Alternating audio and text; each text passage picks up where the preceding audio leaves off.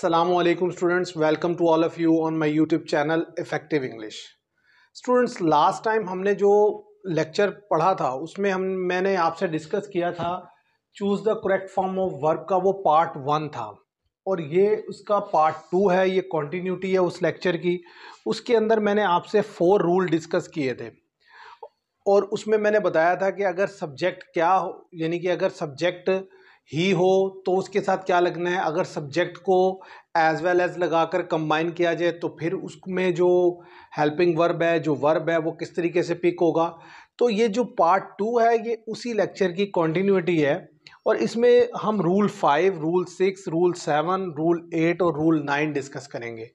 अगर बात की जाए रूल 5 की तो रूल 5 क्या है कि आइदर के साथ आई और ही, जब आइदर और लगाकर दो सब्जेक्ट को कंबाइन किया जाता है तो ऐसी सिचुएशन में जो वर्ब है वो फर्स्ट वाले सब्जेक्ट के अकॉर्डिंग आएगा या सेकंड वाले के अकॉर्डिंग आएगा। तो इस रूल में हम ये देखेंगे। और अगर बात की जाए रूल नंबर 6 की तो रूल नंबर 6 कहता है कि जब नाइदर नॉर लगाकर दो सब्जेक्ट्स को कंबाइन किया जाए तो ऐसी सिचुएशन में फिर जो आपका वर्ब है वो फर्स्ट वाले सब्जेक्ट के अकॉर्डिंग आएगा या सेकंड के। ऐसे ही रूल नंबर जो 7 है उसमें हम देखेंगे कि जब दो चीज़ों को एंड लगाकर कंबाइन किया जाए तो फिर जो वर्ब है वो सिंगुलर आएगा या प्लूरल आएगा, या दोनों भी यूज़ किए जा सकते हैं मुख्तलिफ सिचुएशंस में। ऐसे ही रूल नंबर 8 है जिसमें हम देखेंगे कि ऑल के साथ हम इज़ लगाएंगे, आर लगाएंगे या सिचुएशन टू सिचुएशन ये दोनों ही इस्तेमाल हो सकते हैं।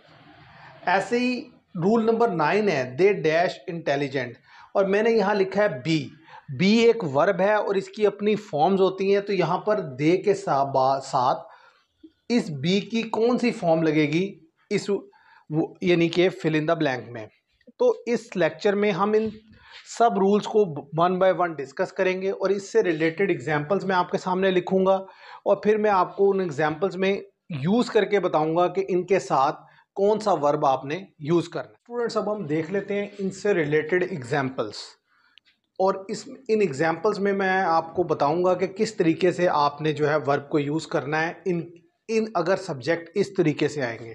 तो अगर फर्स्ट जो सेंटेंस मैंने आपके लिए लिखा है इसकी बात की जाए, आइदर आई और ही।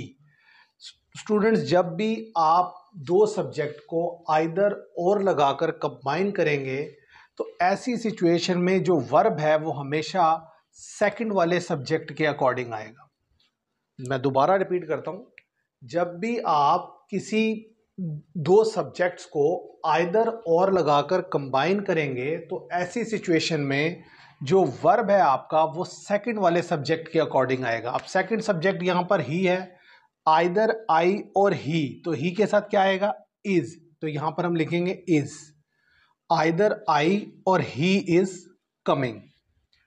तो ये बात जहन में रखनी है आपने। ऐसे ही अगर बात की जाए सेकंड सेंटेंस की, नाइदर ही नॉर आई, चाहे आइदर और लगाकर दो सब्जेक्ट को कंबाइन किया जाए या नाइदर नॉर लगाकर दो सब्जेक्ट को कंबाइन किया जाए, दोनों ही सिचुएशन में जो वर्ब है वो सेकंड वाले सब्जेक्ट के अकॉर्डिंग आएगी। और यहाँ पर जो सेकंड सब्जेक्ट है वो आई है, तो आई के लिए यहाँ पर क्या आ जाएगा, am. Neither he nor I am going to party. ऐसे ही स्टूडेंट्स, अगर बात की जाए जो थर्ड सेंटेंस मैंने लिखा है कि अगर दो सब्जेक्ट्स को एंड लगाकर कंबाइन किया जाए, जैसे अहमद एंड अनवर, तो ऐसी सिचुएशन में जो वर्ब है वो कौन सा आता है, plural. Ahmed and Anwar dash good friends, तो क्या आएगा, आर। लेकिन एक एक्सेप्शनल केस है जब एंड लगाकर दो सब्जेक्ट कंबाइन किए जाते हैं लेकिन जो वर्ब है वो सिंगुलर ही आता है। वो क्या है कि दो चीज़ें कि जो एक साथ मिलकर कंप्लीट सब्जेक्ट बनता है, जैसे ब्रेड एंड बटर। अब ब्रेड एंड बटर को दोनों को मिलाकर एक सब्जेक्ट बनाया जाता है। तो ऐसी सिचुएशन में फिर आप यहाँ पर प्लूरल नहीं यूज़ करेंगे, जैसे दाल एंड चावल, कड़ी एंड चावल, तो दाल के साथ चावल मिलकर एक कंप्लीट डिश बनती है। ऐसे ही कड़ी और चावल मिलकर एक कंप्लीट डिश बनती है। इसी तरह ब्रेड एंड बटर दोनों मिलाकर खाने के लिए इस्तेमाल किए जाते हैं। तो जब इस तरीके के सब्जेक्ट आएँ जो दोनों मिलकर एक कंप्लीट सब्जेक्ट बनाते हो तो ऐसी सिचुएशन में फिर आप जो वर्ब लेंगे वो सिंगुलर लेंगे, प्लूरल नहीं लेंगे। Bread and butter is good for health आएगा, आर गुड फॉर हेल्थ नहीं आएगा। आर तब आएगा जब दो सब्जेक्ट जो अकेले अकेले अपनी एक इम्पॉर्टेंस रखते हैं उनको जब एंड लगाकर कंबाइन किया जाएगा तो फिर वर्ब प्लूरल आएगा। लेकिन जब दो इस तरीके से सब्जेक्ट्स को कंबाइन किया जाए कि दोनों मिलकर एक कंप्लीट सेंटेंस सब्जेक्ट बनाएं, तो ऐसी सिचुएशन में फिर क्या आएगा, आपका जो वर्ब है वो वहाँ पर सिंगुलर आएगा, प्लूरल नहीं आएगा।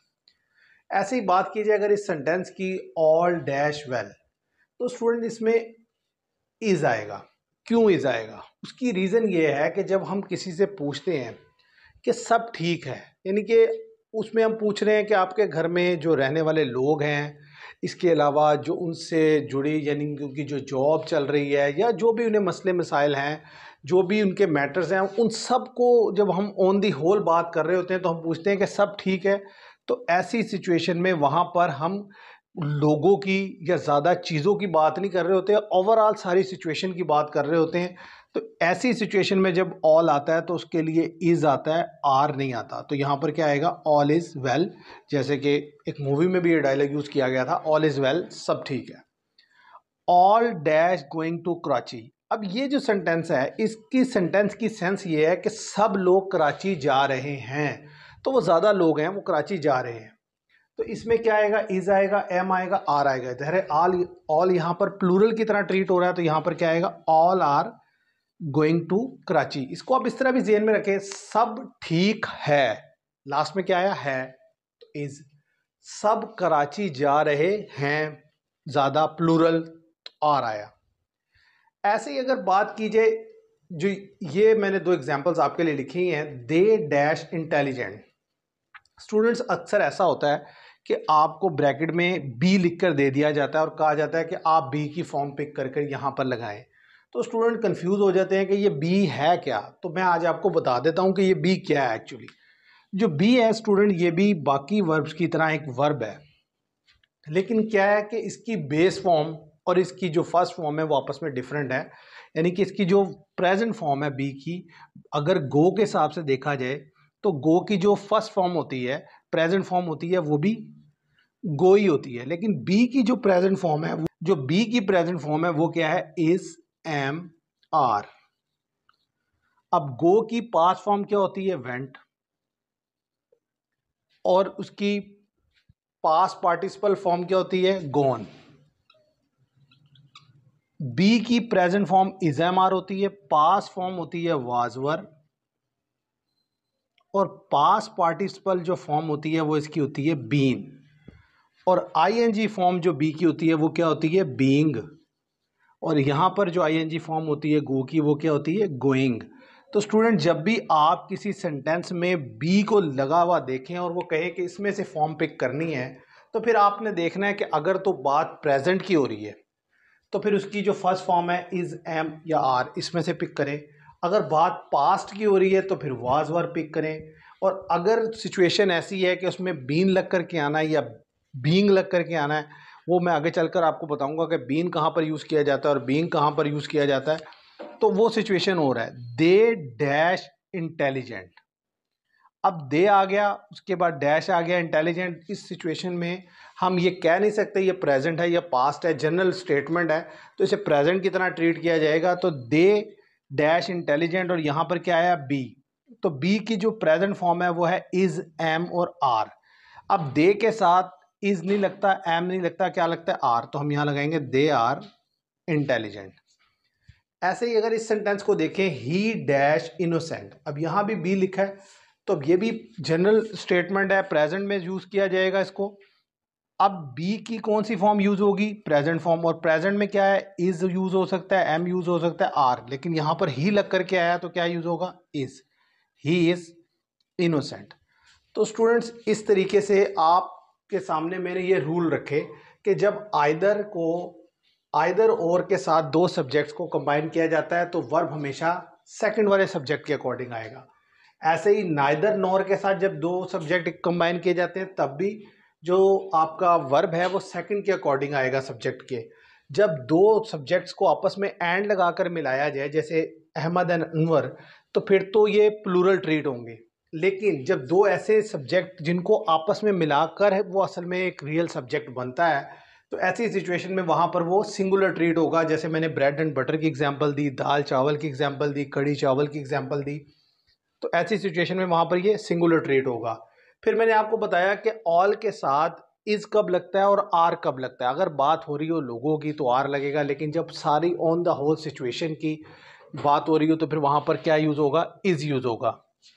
फिर मैंने आपके सामने रखा कि जो बी है ये भी एक वर्ब है और इसकी अपनी फॉर्म्स होती हैं। इसकी मैंने प्रेजेंट फॉर्म भी आपके सामने रखी, पास्ट भी, और इसकी थर्ड फॉर्म यानी कि पास्ट पार्टिसिपल फॉर्म भी एक्सप्लेन की, और इसकी आईएनजी फॉर्म भी।